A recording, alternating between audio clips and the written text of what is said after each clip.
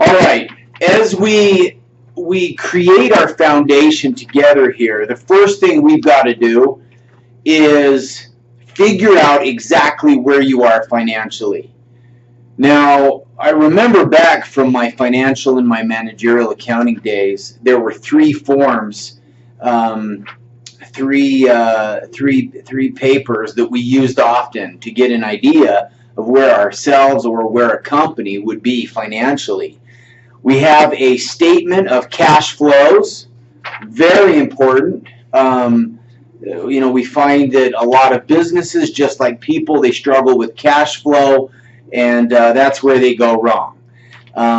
They don't account for the liabilities, just the assets, and then oftentimes there's far more liabilities than there are assets. And as individuals in our personal lives, we deal with that often.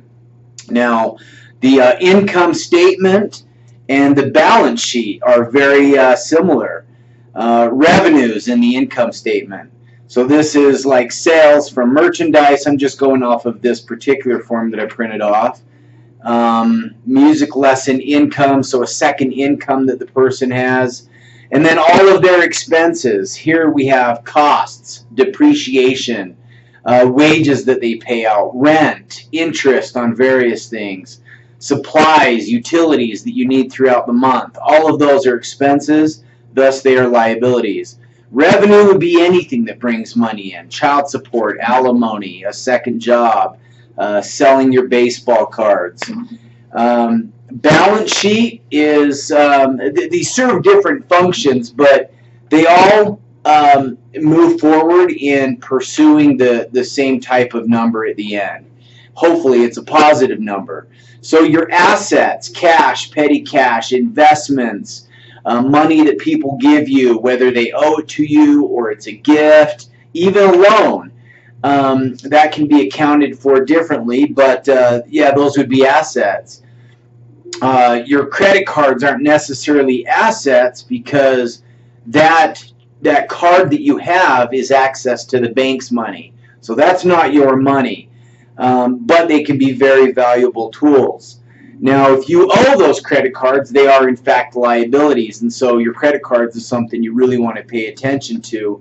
But your liabilities, yeah, is anything basically that costs you money.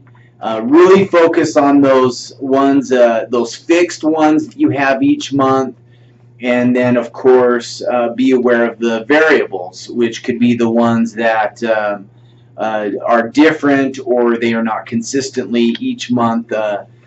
So those are three forms that you can look for online: income statement, statement of cash flows, and balance sheet. You're going to find tons of examples online.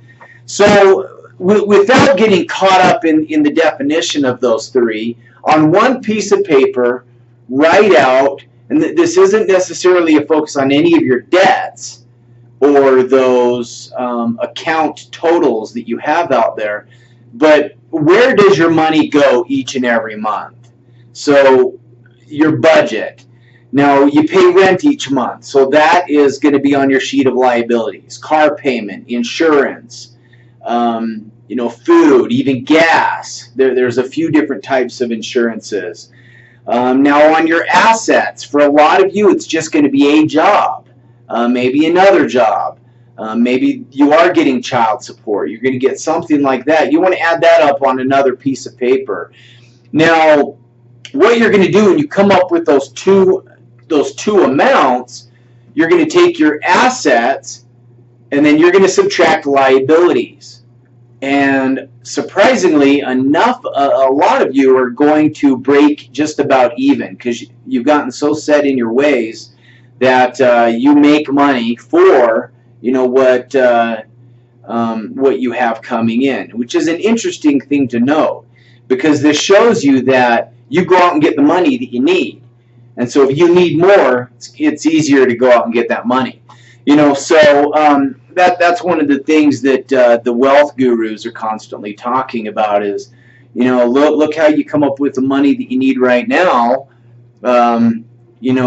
another $1,000 a month to get your goals and so forth, you'll figure out ways to do that. And you know, hopefully that's what I can assist you guys in is you know, figuring out some of those things. So right now, let's get an idea of where you're at. Don't be ashamed. Don't be scared. You know, you can keep this private. This isn't something you need to share, but everybody, assignment 1, get a really good idea of where you are financially, and then we'll take it from there.